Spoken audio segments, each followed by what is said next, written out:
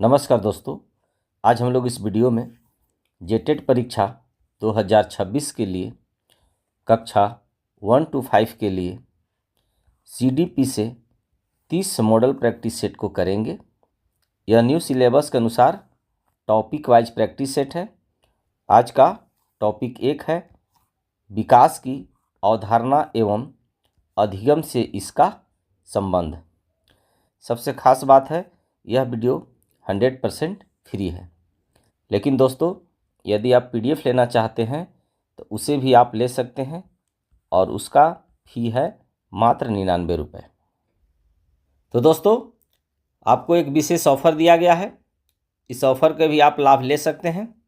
यदि मेरा कंटेंट अच्छा लगता है तो आप सभी सब्जेक्ट का पीडीएफ मात्र 99 रुपये में ले सकते हैं। 99 के अलावा कोई पैसा नहीं देना है और यह 99 रुपये में परीक्षा तक आपका पीडीएफ आपके व्हाट्सएप के माध्यम से जाता रहेगा। तो जो भी इच्छुक हैं, जो भी पेड ग्रुप से जुड़ना चाहते हैं, वह 99 रुपये पेमेंट करके आप पेड ग्रुप से जुड़ सकते हैं। तो चलिए अब हम वीडियो को कंटिन्यू करते हैं। हाँ, पेड ग्रुप से जुड़ने के लिए मेरा नंबर है 99 314 74 281। इसी नंबर पर आप 99 रुपये पेमेंट डाल सकते हैं और यह मेरा व्हाट्सएप नंबर भी है और इसमें अपना क्लास ज़रूर लिख देंगे। तो चलिए अब हम वीडियो को कंटिन्यू करते हैं। पहला प्रश्न है, एक शिक्षिका अपनी कक्षा में देखती है कि आदिवासी पृष्ठभूमि से आने वाली छात्रा सोमा गणितीय संक्रियाओं को अंगुलियों पर गिनने के बजाय स्थानीय बीजों और कंकड़ों की मदद से बहुत तेज़ी से सीख लेती है। यह उदाहरण विकास और अधिगम के किस सिद्धांत को पुष्टि करता है? ऑप्शन है, अधिगम केवल अमूर्त और लिखित रूप से ही प्रभावी होता है। विकास और अधिगम स्थानीय, सांस्कृतिक और भौतिक परिवेश से गहराई से प्रभावित होते हैं। सोमा का संज्ञानात्मक विकास पूरी तरह से अवरुद्ध है या विकास केवल आनुवंशिक रूप से निर्धारित होता है, पर्यावरण से नहीं। इसका सही आंसर है ऑप्शन बी। विकास और अधिगम स्थानीय, सांस्कृतिक और भौतिक परिवेश से गहराई से प्रभावित होते हैं। प्रश्न 2 है, विकास की गति एक अवस्था से दूसरी अवस्था में बदलती रहती है, लेकिन यह कभी शून्य नहीं होती। यह कथन विकास की किस विशेषता की ओर संकेत करता है? ऑप्शन है, विकास की एकरूपता, विकास की रैखिकता, विकास की निरंतरता या विकास की प्रतिवर्यता। इसका सही आंसर है ऑप्शन सी, विकास की निरंतरता।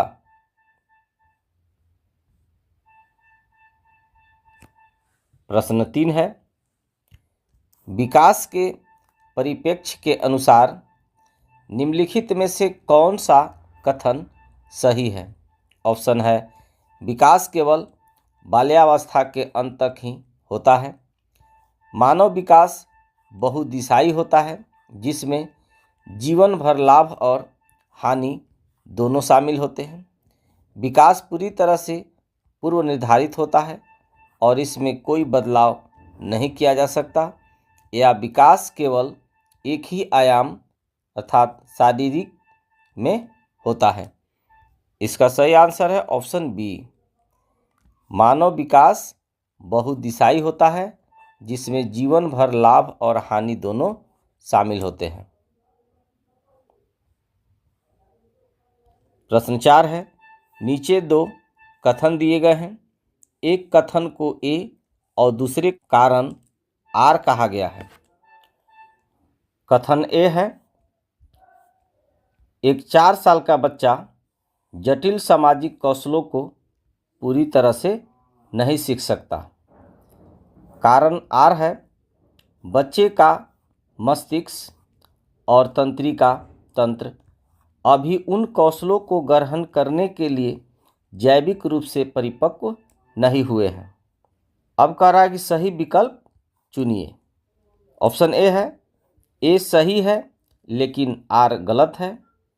ए और आर दोनों सही है और आर ए की सही व्याख्या करता है। ए और आर दोनों सही है लेकिन आर ए की व्याख्या सही नहीं करता। ऑप्शन डी है, ए और आर दोनों गलत है। इसका सही आंसर है ऑप्शन बी, यानी ए और आर दोनों सही है और आर ए की सही व्याख्या करता है। कथन ए है कि 4 साल का बच्चा जटिल सामाजिक कौशलों को पूरी तरह से नहीं सीख सकता। एकदम सही बात है। और आर जो है ए का सही व्याख्या करता है कि बच्चे का मस्तिष्क, यानी 4 साल का बच्चे का मस्तिष्क और तंत्रिका तंत्र अभी उन कौशलों को ग्रहण करने के लिए जैविक रूप से परिपक्व नहीं हुए हैं, यानी आर ए की सही व्याख्या करता है।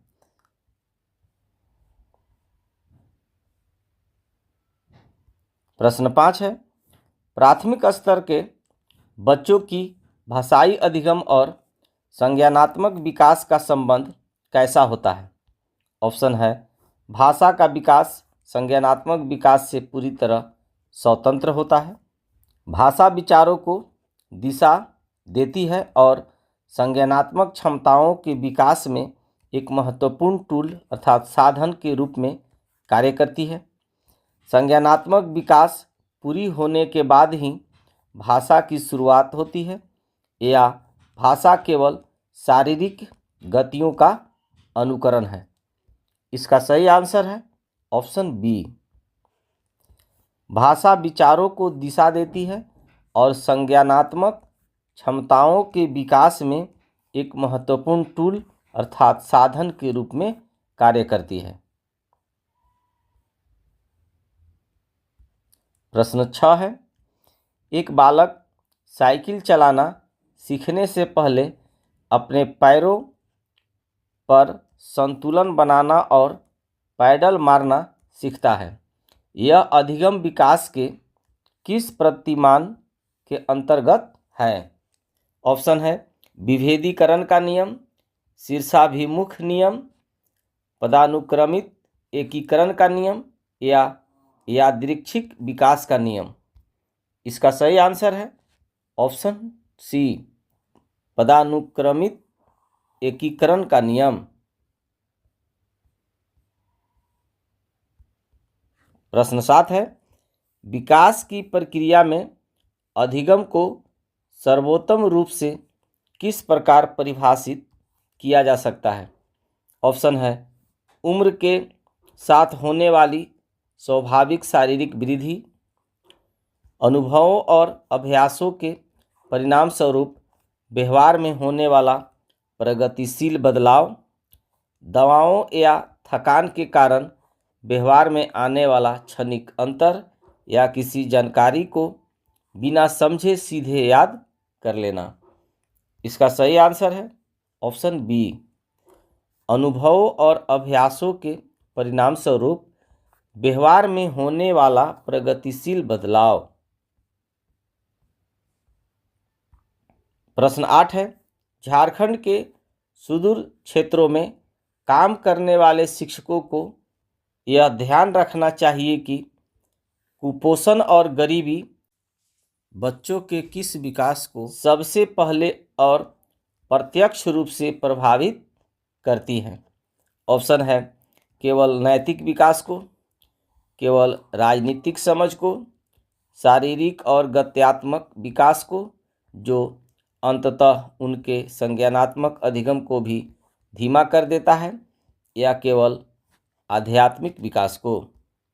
इसका सही आंसर है ऑप्शन सी, शारीरिक और गत्यात्मक विकास को जो अंततः उनके संज्ञानात्मक अधिगम को भी धीमा कर देता है।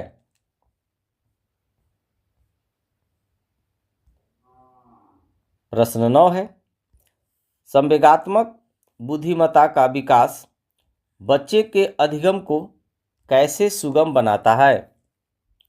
ऑप्शन है, यह बच्चों को अपनी भावनाओं को समझने और तनाव को प्रतिबंधित करने में मदद करता है, जिससे ध्यान केंद्रित करना आसान होता है।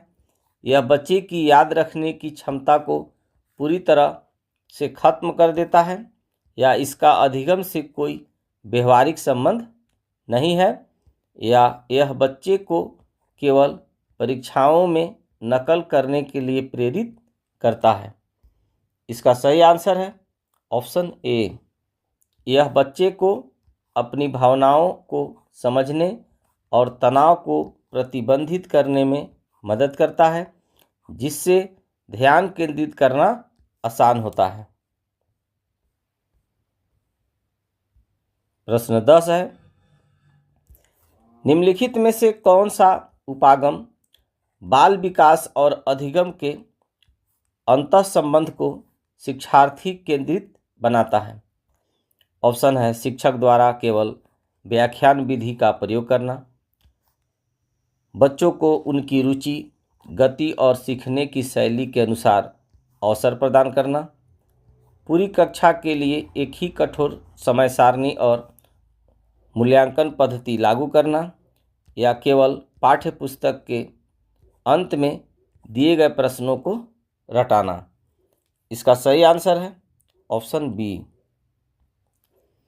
बच्चों को उनकी रुचि, गति और सीखने की शैली के अनुसार अवसर प्रदान करना। प्रश्न 11 है, शैशवावस्था के दौरान होने वाला विकास मुख्य रूप से किस प्रकार का होता है?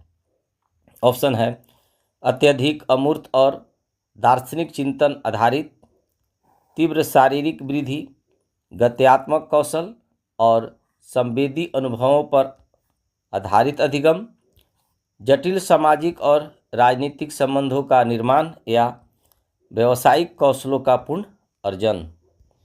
इसका सही आंसर है ऑप्शन बी, तीव्र शारीरिक वृद्धि, गत्यात्मक कौशल और संवेदी अनुभवों पर आधारित अधिगम। प्रश्न 12 है, एक बच्चा शुरुआत में किसी खिलौने को पकड़ने के लिए अपनी पूरी छाती और दोनों हाथों का प्रयोग करता है। बाद में वह उसी खिलौने को केवल 2 उंगलियों से उठाने लगता है। यह किस विकास प्रवृत्ति को दर्शाता है? ऑप्शन है, विशिष्ट से सामान्य की ओर, सिर से पैर की ओर, केंद्र से परिधि की ओर, या सामान्य से विशिष्ट या पूरी तरह से अनपेक्षित दिशा की ओर। इसका सही आंसर है ऑप्शन सी, केंद्र से परिधि की ओर अर्थात सामान्य से विशिष्ट। प्रश्न 13 है, प्रकृति और पोषण के बीच अंतःक्रिया का बाल विकास पर क्या प्रभाव पड़ता है? ऑप्शन है, आनुवंशिकता अर्थात प्रकृति केवल शारीरिक रंग तय करती है, बाकी सब पर्यावरण अर्थात पोषण तय करता है। ऑप्शन बी है, दोनों मिलकर बच्चे की क्षमताओं की सीमाएं और उन क्षमताओं को प्राप्त करने के लिए अवसर तय करते हैं। प्रकृति और पोषण एक दूसरे के विरोधी हैं और विकास को बाधित करते हैं, या प्राथमिक स्तर पर केवल पोषण का महत्व होता है, प्रकृति का नहीं। इसका सही आंसर है ऑप्शन बी, दोनों मिलकर बच्चे की क्षमताओं की सीमाएं और उन क्षमताओं को प्राप्त करने के अवसर तय करते हैं।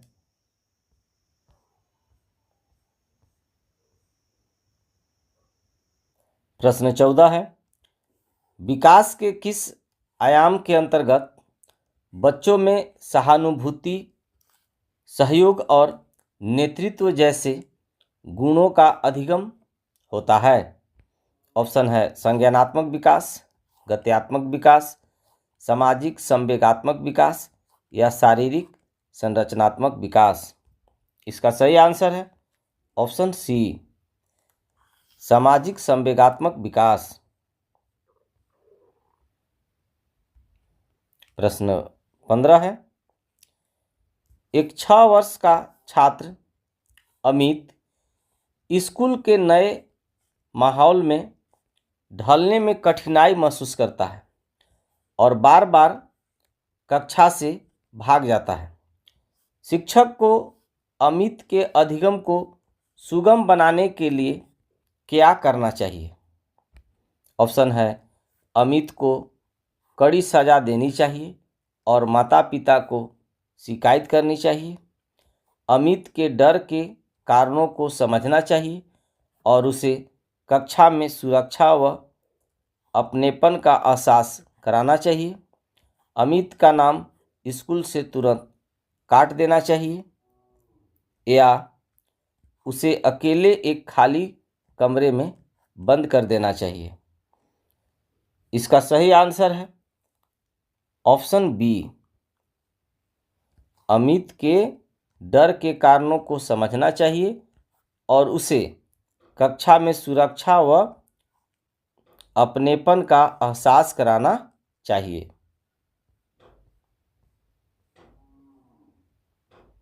प्रश्न 16 है, निम्नलिखित में से कौन सा कथन वृद्धि और विकास के अंतर को सही रूप से दर्शाता है? ऑप्शन है वृद्धि जीवन भर चलती है जबकि विकास एक निश्चित उम्र पर रुक जाता है। वृद्धि मुख्य रूप से मात्रात्मक और शारीरिक परिवर्तनों से संबंधित है जबकि विकास मात्रात्मक और गुणात्मक दोनों है। दोनों शब्दों में कोई अंतर नहीं है, दोनों एक दूसरे के पर्यायवाची हैं या वृद्धि केवल मानसिक शक्तियों के बढ़ने को कहते हैं। इसका सही आंसर है ऑप्शन बी, वृद्धि मुख्य रूप से मात्रात्मक और शारीरिक परिवर्तनों से संबंधित है जबकि विकास मात्रात्मक और गुणात्मक दोनों है। प्रश्न 17 है, संज्ञानात्मक विकास के स्कीमा संप्रत्यय का अधिगम से क्या संबंध है? ऑप्शन है स्कीमा केवल रटने की एक यांत्रिक विधि है। यह पूर्व ज्ञान का एक मानसिक ढांचा है जिसके आधार पर बच्चा नई सूचनाओं को समझता और सीखता है। स्कीमा का विकास केवल वयस्क होने पर ही होता है। यह केवल शारीरिक व्यायाम से संबंधित है। इसका सही आंसर है ऑप्शन बी,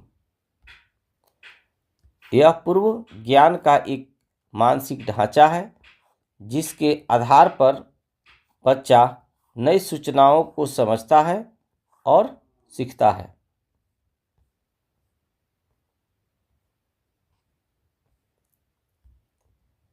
प्रश्न 18 है, खेल का बच्चों के विकास और अधिगम में क्या महत्व है? ऑप्शन है खेल केवल समय की बर्बादी है, इससे बच्चों का ध्यान पढ़ाई से भटकता है, या खेल से बच्चों के शारीरिक, संज्ञानात्मक और सामाजिक कौशलों का एकीकृत विकास होता है। खेल केवल उन बच्चों के लिए है जो पढ़ाई में कमज़ोर हैं, या खेल केवल स्कूल के बाद घर पर ही किया जाना चाहिए। सही आंसर है ऑप्शन बी, खेल से बच्चों को शारीरिक, संज्ञानात्मक और सामाजिक कौशलों का एकीकृत विकास होता है।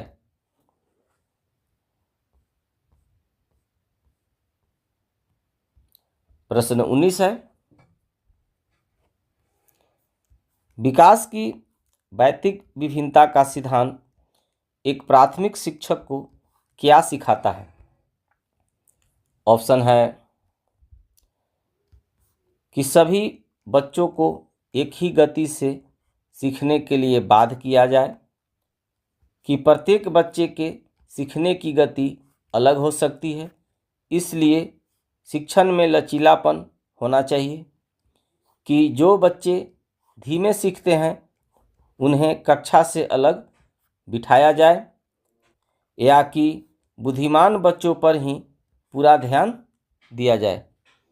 इसका सही आंसर है ऑप्शन बी, कि प्रत्येक बच्चे के शिक्षण की गति अलग हो सकती है, इसलिए शिक्षण में लचीलापन होना चाहिए। प्रश्न 20 है, नीचे दो कथन दिए गए हैं। कथन ए है, प्रारंभिक वर्षों में बच्चों को दिया गया उद्दीपक और समृद्ध वातावरण उनके मस्तिष्क के विकास के लिए अत्यंत महत्वपूर्ण होता है। कथन आर है, प्रारंभिक बाल्यावस्था में न्यूरोप्लास्टिसिटी अपने चरम पर होती है। सही विकल्प चुनिए। ऑप्शन ए है, ए और आर दोनों सही है और आर ए की सही व्याख्या करता है। ऑप्शन बी है, ए सही है लेकिन आर गलत है। ऑप्शन सी है, ए और आर दोनों सही है लेकिन आर ए की सही व्याख्या नहीं करता। या ऑप्शन डी है, ए और आर दोनों गलत है। इसका सही आंसर है ऑप्शन ए और आर दोनों सही है और आर ए की सही व्याख्या करता है। अर्थात प्रारंभिक वर्षों में बच्चों को दिया गया उद्दीपक और समृद्ध वातावरण उनके मस्तिष्क के विकास के लिए अत्यंत महत्वपूर्ण होता है। यह भी कथन सही है। और कारण आर है, प्रारंभिक बाल्यावस्था में न्यूरोप्लास्टिसिटी अपने चरम स्थान पर होती है। यह भी कथन सही है।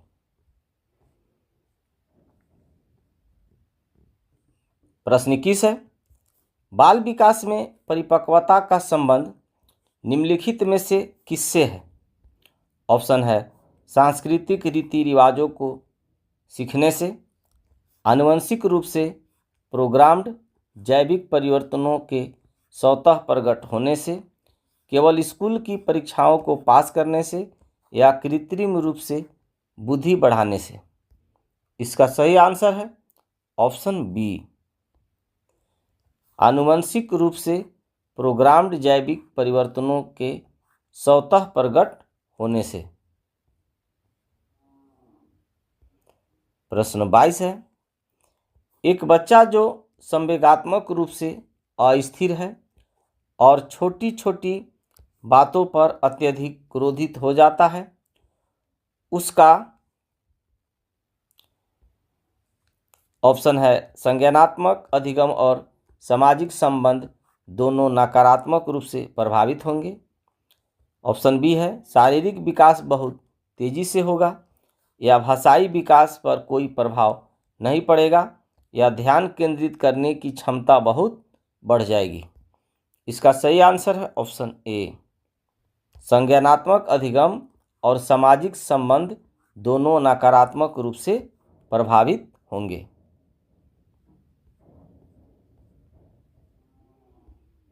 प्रश्न 23 है, फाइन मोटर स्किल्स के विकास का सही क्रम अधिगम में कैसे दिखाई देता है? ऑप्शन है, बच्चा पहले दौड़ना सीखता है, फिर मिट्टी के खिलौने या चित्र बनाना सीखता है। ऑप्शन बी है, बच्चा पहले सुई में धागा डालता है, फिर साइकिल चलाता है। बच्चा पहले लिखना सीखता है, फिर चलना सीखता है, या बच्चा पहले केवल रटना सीखता है। इसका सही आंसर है ऑप्शन ए, बच्चा पहले दौड़ना सीखता है, फिर मिट्टी के खिलौने या चित्र बनाना सीखता है। प्रश्न 24 है, राष्ट्रीय शिक्षा नीति अर्थात NEP के अनुसार बुनियादी स्तर अर्थात फाउंडेशनल स्टेज पर बच्चों के विकास और अधिगम के लिए किस प्रकार की शिक्षा उपयुक्त है? ऑप्शन है केवल औपचारिक और परीक्षा केंद्रित, खेल आधारित, खोज आधारित और गतिविधि आधारित शिक्षा, केवल कठोर गृह कार्य आधारित शिक्षा या केवल डिजिटल स्क्रीन आधारित शिक्षा। इसका सही आंसर है ऑप्शन बी, खेल आधारित, खोज आधारित और गतिविधि आधारित शिक्षा।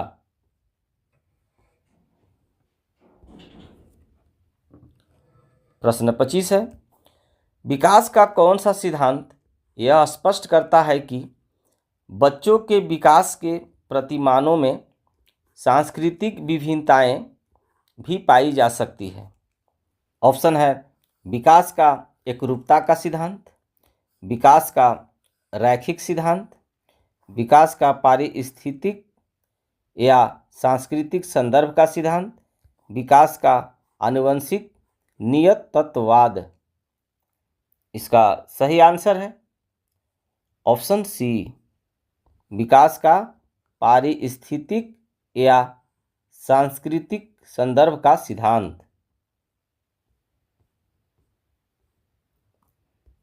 प्रश्न 26 है, जब बच्चा किसी समस्या का समाधान करने के लिए अपने पुराने अनुभवों और नई परिस्थितियों के बीच संतुलन बिठाता है तो इस प्रक्रिया को क्या कहा जाता है?